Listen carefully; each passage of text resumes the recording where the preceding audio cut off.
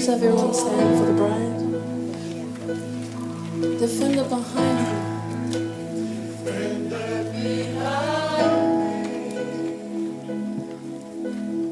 I won't fear.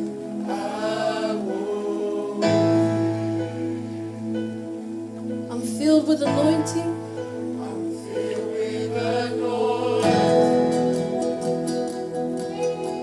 My cups overflow.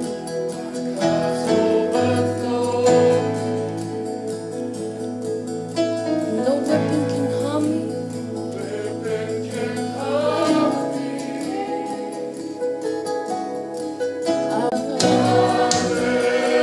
I am not alone.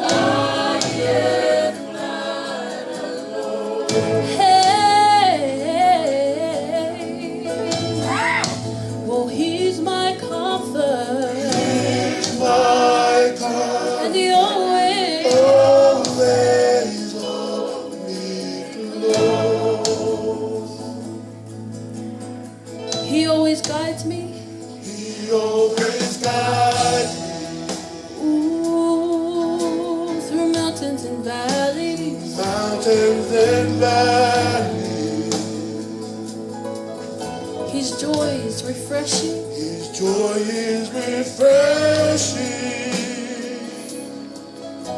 Restores my soul. Restores my soul. Mercy and goodness. Mercy and goodness. Ooh, oh, give me assurance, Lord. Give me assurance. Oh, that I'll see your glory. I'll see his glory.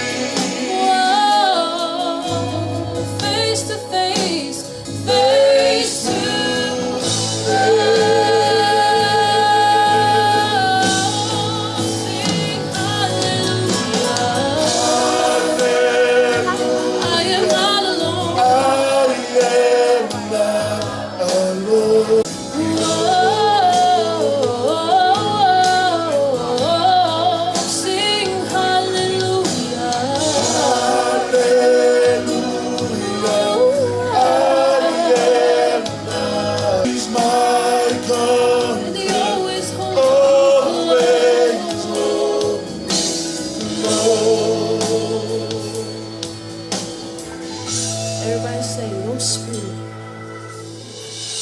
Your spirit is within. So I will walk in your peace.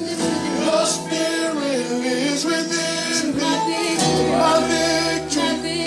My victory. Your spirit is within. So I will walk in your peace. Say your spirit. Your spirit is within. So my victory. My victory. Your spirit. So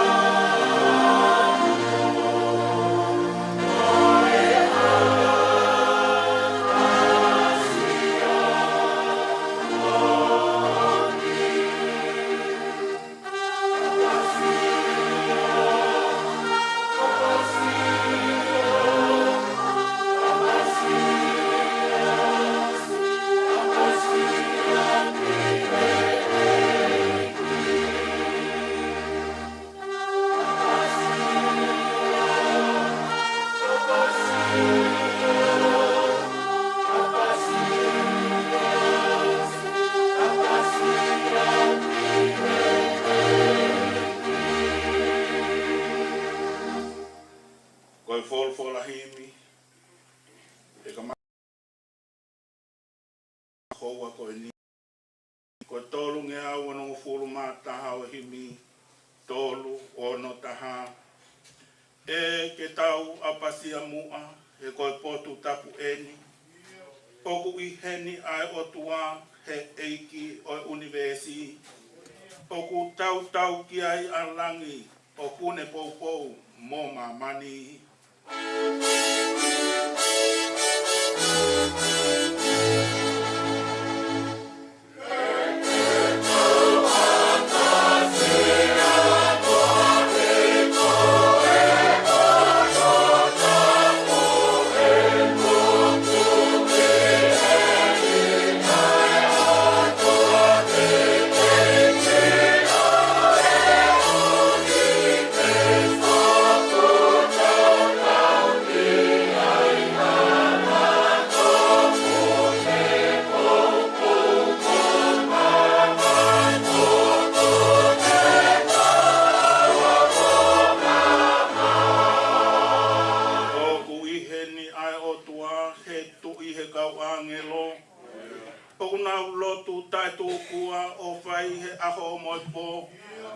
Pea fe ha mau fiatu tae aunga ange fau.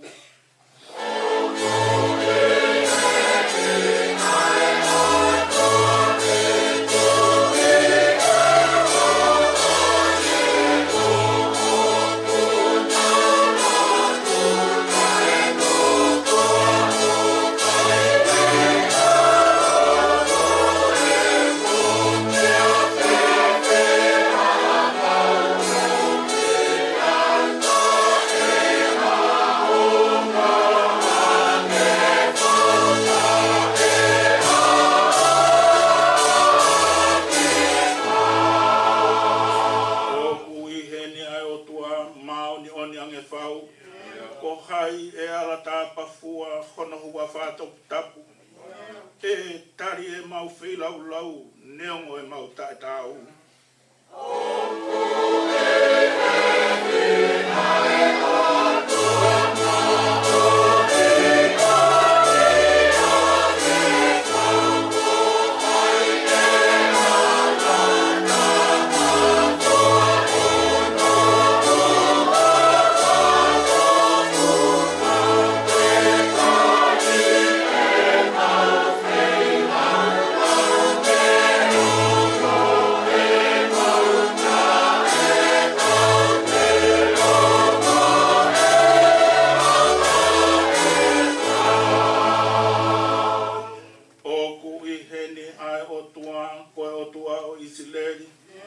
Oku kei tu'u pe ai tu'u ngā, oku kei mau ai palo mesi. Tau lotu pe o ilo ai, tā koe matapa o langi.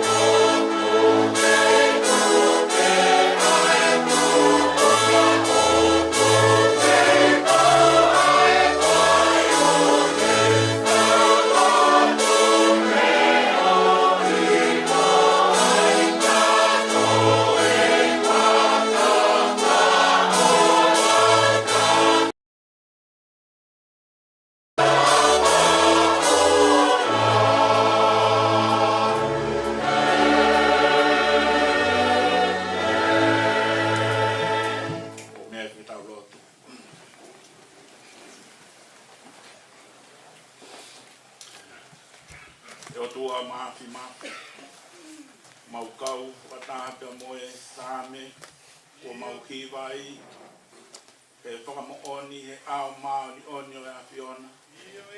Ko koe ai tahai o tua, pia kuikai hao ua.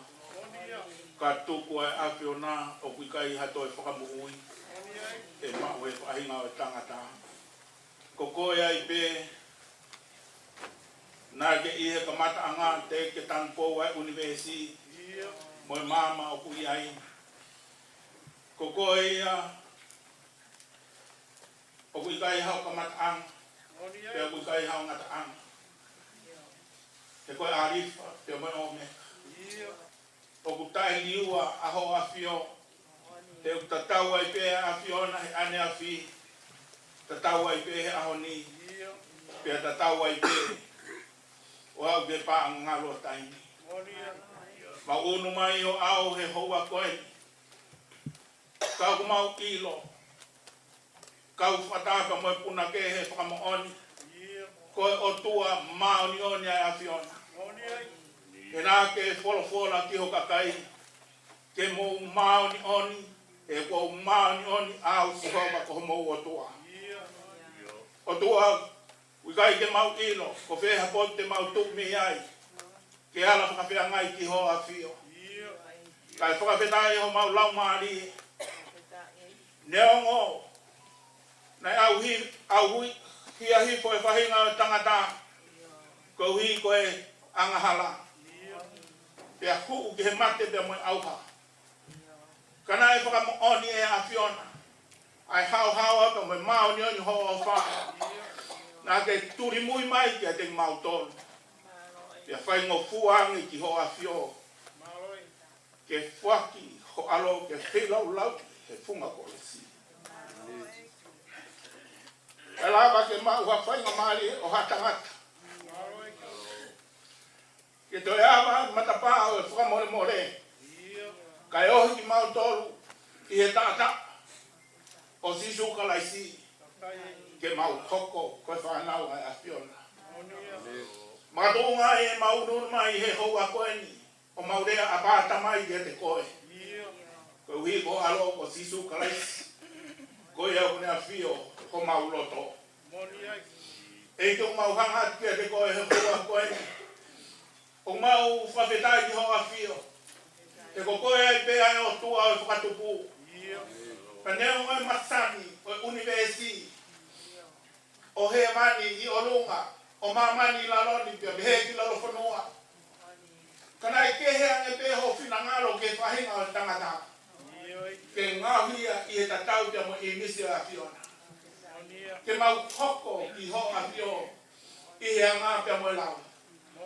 E ki mau whawhetai ai. Ia sisu kalaisi ko whafoki mau toru ke tuunga. Ai nei me iai ko mau tāwhai mo imo he pamakanga. E ia koe ne mau ununu mai ke mau whakamoon. Ke whatutu maani oni ai afiona. E neo ona ke tanpo ai universi. Kanaka o sparani mo whatutu. Ai houa ka moe momeni o mau iai. Eki na ke palani ke hoko mai a tamai o eki SIONE kau mai kau na ngani a Fane ke aho na ke tutu uni o whatatau ke forfor ke aho ke whanau ka koe aho ni ko tatalange pulonga ho whatutu maani o ni ke mau mamat ko sinangalo ya a SIONE o hangebe ko finangalo e kamat anga. O kuikai le lei ki atama ke no kota. O hanga o fotu. Ngau ya ura pe finebe o nge atama. Pe hoko ai wa ko ta. Ko e fu no fo family. He mama ni o afio. Ahoni uma mat. Koe ni ho palani pe mau whakamooni. Koe whatutu maoni oni a ho afio ke tamai o iki pe moe kaunanga. Mau whakamalo atu. Ko ho whakamofua ke mau kau. He whakamooni ki ho palani. Ke anaua ai langa o whare ko ou i he aho koe ni. Ai komina anite nana lotua mo tuku ki he afiona. Ke whai ahono whakatutu u pe mono palani pe milangina. E ahoni tatalanga e pulonga ho whinanga lo pe mau kaunga kau kotoa pe he whakawhetai. He mau kau he whakamooni ke whatutu aho awhio ke tamai o iki pe moe kaunanga. Mau whamaro ke o awhio ke whalau maari lelei amaha moho wei. Vai te vega ka ma hamata pu. Pai kau take o e te ia mo I fo ia kalaisi ka ma ha taula ai. Eki ma fa fitai at te koe. Ko hui ko ma tu. Na fina ngalo ke hoko mai SIONE. Pehe ke o sivani ko tamai ka mai fai na fa mo fu ke fa hoko mai ai a fane ki a ke mamani ko ini ke lava mat ungai ai feo hio a ko ini ma fa fena ya ke te koe o wi heni ai family o wi heni ai si o wi ka nga fononga ke mau fa mo oni e o tua pe mau ka nga tu fata pe mau ka nga fia e whakakato e palani me whotutu maa ni o ne awhiona. Koe o tua mau lotu ai peki hoa whio. Hange koe ngahi lotu pe moe tau tapa nai whai. Tu koe katoa ngani ki ke hoko mai. Eki koe katoa nga mai. Koe monu katoa nga mari kena I ka lili. Pusi mo nai whakalato e awhiona. Ke lili ue vai o hoko koe waine mo onia. Hanga e o tua ufi e tono unou. Pea hoko koe katoa nga. Pau ia.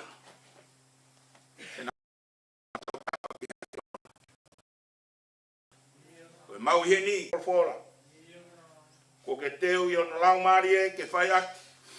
Ai wharigirik e o tua. Moe akonaki. E o tua ke SIONE ka mafane. Mau kore ai pea malohi pe mi olunga. Wai via o tamai o iki pe hoko mai alau mari o pentekosi o whareha o folfola. Ako ne ki nā ki a ki naua.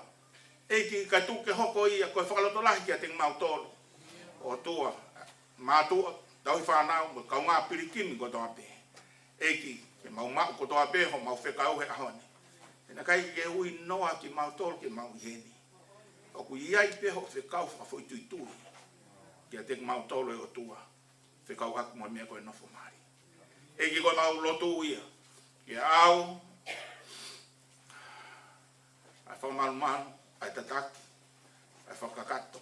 O e whiohi o e ahko ni. Kia koe mau lotu mo e huia. I hoa whasisu ko mau whamu.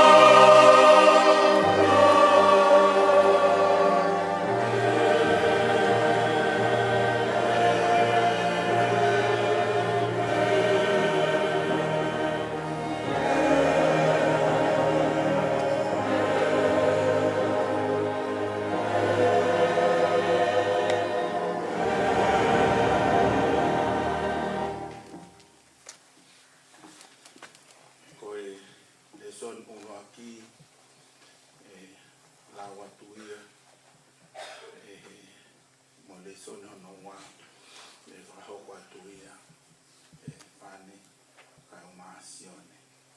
Ange ko mena ka ho kwatene nai, ka hiri pere soni uno aquí, pe fai hiba for mare son, ka hiri soni no wa, ka hiba pempela, ka hiri soni no wa, pe hiba hifu, pe lau ele soni no toru, pe fai whekau, Fane Ketu'u, pe ka hiri ai, e soni no toru, te ta hoko atu ai pe ke popo lau mahi, pe tau tu hoko atu, ke himi o noa, pe moe o wang, o whakakato, o mana.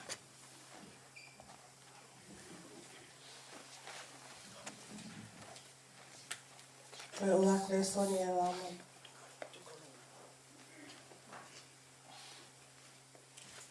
Tātou he ahone, o to oia e se ne siwa he ua ves tāwalu puno wawha. Pea wholowhala a Sihova Elohimi, o kui kailele ke tangata ke toko taha. Ka ngāhi maana ha tokoni ke aomoi ana. Pea ngāhi e Sihova Elohimi, me he kelekele ai whangamanu kutoa pe o whanua. Pea we mampuna ke o langi, o ne omi ke tangata ke wakai pe e hahinoa tene ai ki ai. Pea ilonga hahinoa me ai e he tangata ke me amo ui taktaha ko hono hinoa le waia. Pea whakahinoa e he tangata ai ngahi whaahinga man lalata, mai mampuna o langi, o ngahi whaahinga man kai wao, ka ki he tangata, na i kai tene iwa hatokoni ke aomoia. Ka whakatoa e Sihova Elohimi ke tangata ha mohe mao o ne mohe. Pea na ane unuhi hono hui waka waka e taha, o ne whetong kakano ke mao opo. Pea koe hui waka waka na ane to'o mei he tangata na e whau aki ia e Sihova Elohimi hawhewhine. O ne omi ia ki he tangata, pea pehe e he tangata, koe whai koe ni koe hui mei hoto hui, ma kakano mei hoto kakano. E whakahinoa e ni koe whewhine. Koe uhi na e to'o ia mei he tangata. Koea e tukuange e he tangata e ne tamai mo e ne whae, kai pikitai ki hono waifi, pea tēnā hoko koe kakano te taha. Malo, o kore ki tempela, mamamore, tai mene mo hi vai.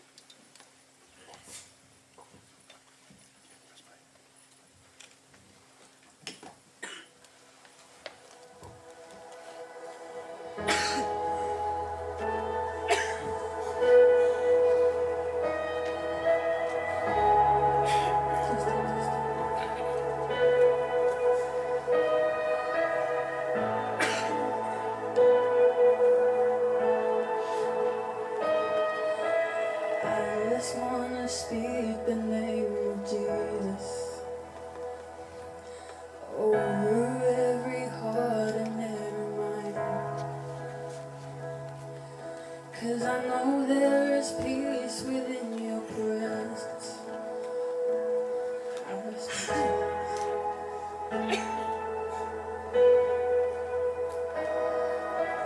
I just wanna speak the name of Jesus. till every dark addiction starts to break.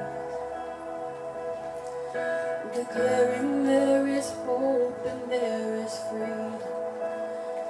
I speak Jesus, 'cause your name is power, your name is healing, your name is life. Break every stronghold, shine through the shadows, burn like a fire.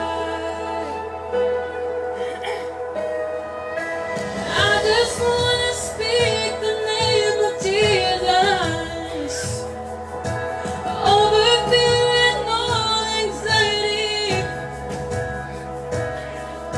To every soul held captive by depression, I speak Jesus.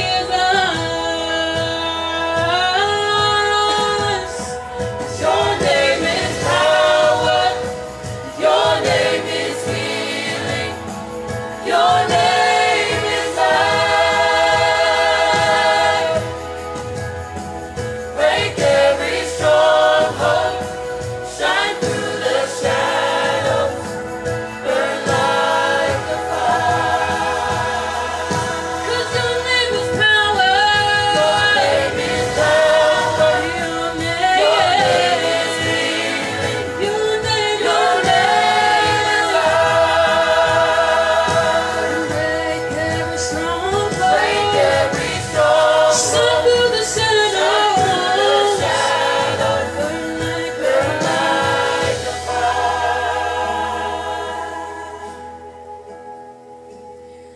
Shout Jesus on the mountains, Jesus in the streets, Jesus in the darkness over every enemy. Jesus for my family, I speak the holy name, Jesus. Whoa, whoa. Shout Jesus on the mountains, Jesus in the streets, Jesus in the darkness over every enemy.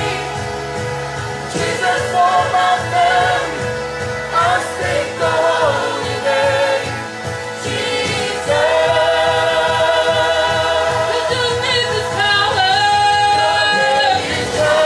your name is healing, your name is life. And break every stronghold, shine through the shadows, burn like a fire.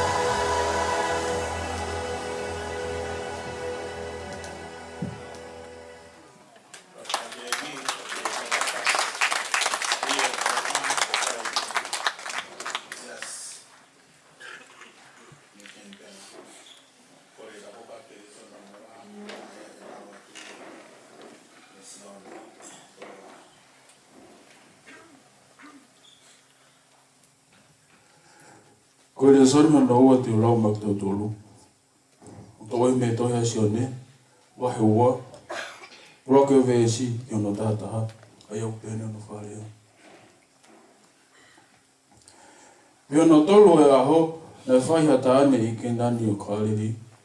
Pea ko ia e whai o sisu. Pea nai tala whoki ai ta ane ke sisu. Pea ki ene kawako. Po o si ai waine. Pea rea ki ai. Ke sisu e hene wha e o pehe. O ki kai ana waine. Pea wholofola he susu ki ai. Whewhine ko hao. O te eki hoko mai o ko taimi. Pea rea e hene wha e ke kau se waniti. Ne ongo pe koe haha mea tene tala ke te ki mautoro o whai. Pea tuku ai anga i maka e ono. Ai na tuku ai koe uhi. Koe mea whakasiu. E hao ai takitaha ha pate e ua e tolu. Wholowholo a sisu ke te ki nau tolu. Mo whakawhonu vai e ngahi anga waina. Pea nau whakawhonu mutu ia. Pene pehe ke te ki nau tolu. Whakatau lewa pea awe ke eiki o i katoa ngā. Pea nau awe. Pea e kamata e eiki o i katoa ngā ai vai. Ko hoko o vai ne. Osi nei kai tene ilo ai potu nei omi ai. Ka nei ilo pe e he kau se waniti. Ai ana nau whakatau ai vai. Pea ui ange e eiki o i katoa ngā. Ai eiki ta ane o ne pehe ki ai. Ko anga o e tangata. Ke tō mua whakotuu ai waine rerei. Pea ka kona ai kakai, pea tō whakotuu ai waine. O whakaange ka koe kua ke ta ofi ai waine rerei ki he taimini. Nai whai eni e si sui ke nani i kāreri. Koe urake o eni ngahi mana. Pea ni whakahea ai ono langi. Pea nai tui piki tai ki ai, kia te ia e ni kau ako. Kau tai ke iki, aleluia, amen.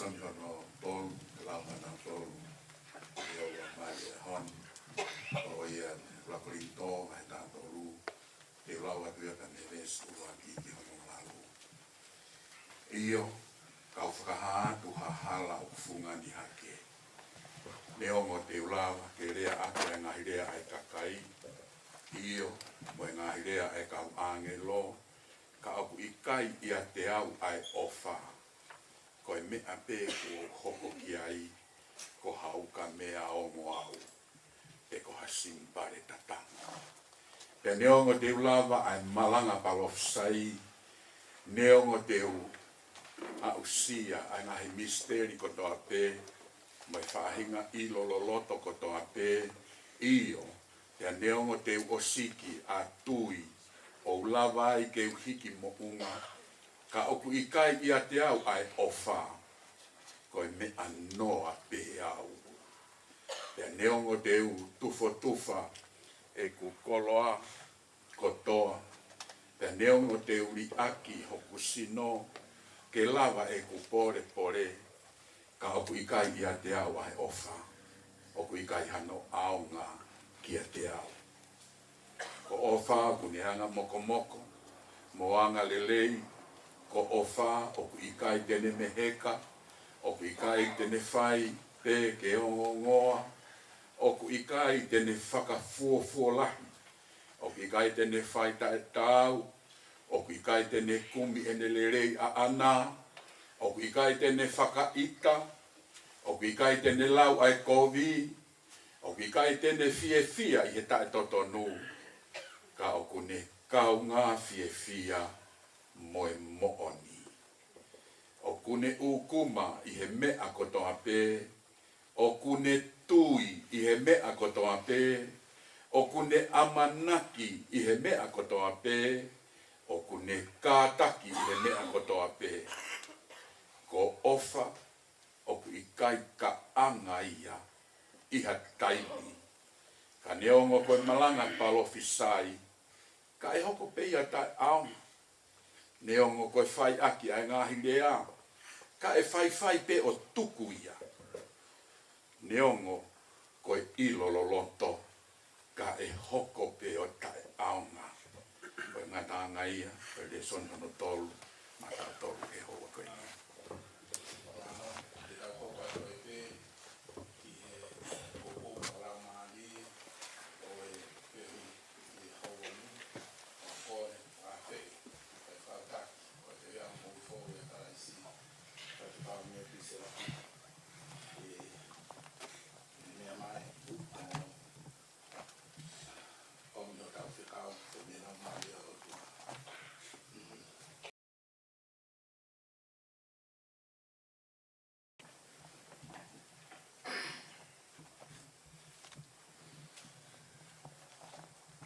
Tapo ke awhio ai o tua mafi i ho tau whio iangai.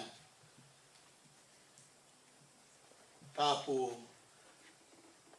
ke iki no where ke awahai o ho eiki.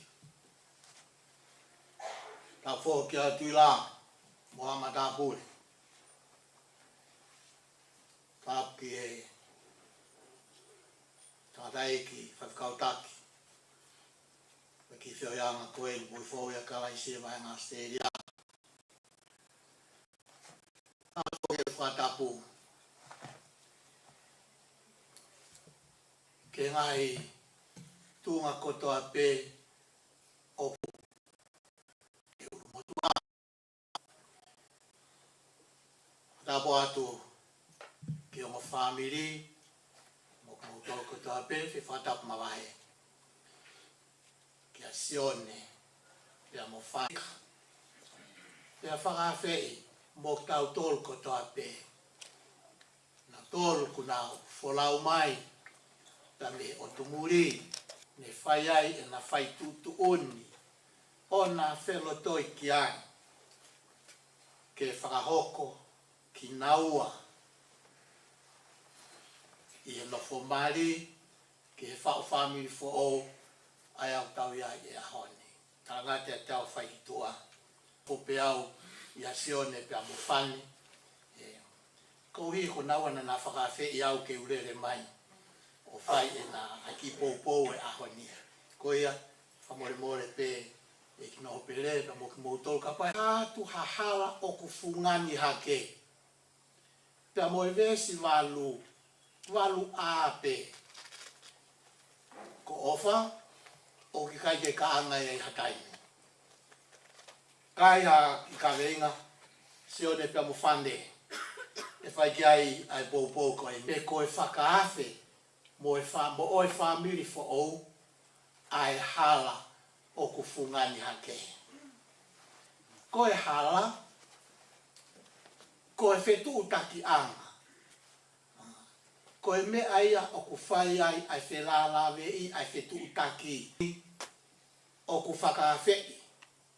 E wholofola, ai e lau maari o tua homo family fo ou. O whakawhei mo ua ki hahala ke mo whanonga ai. Homo family ko e hala o fungani hake.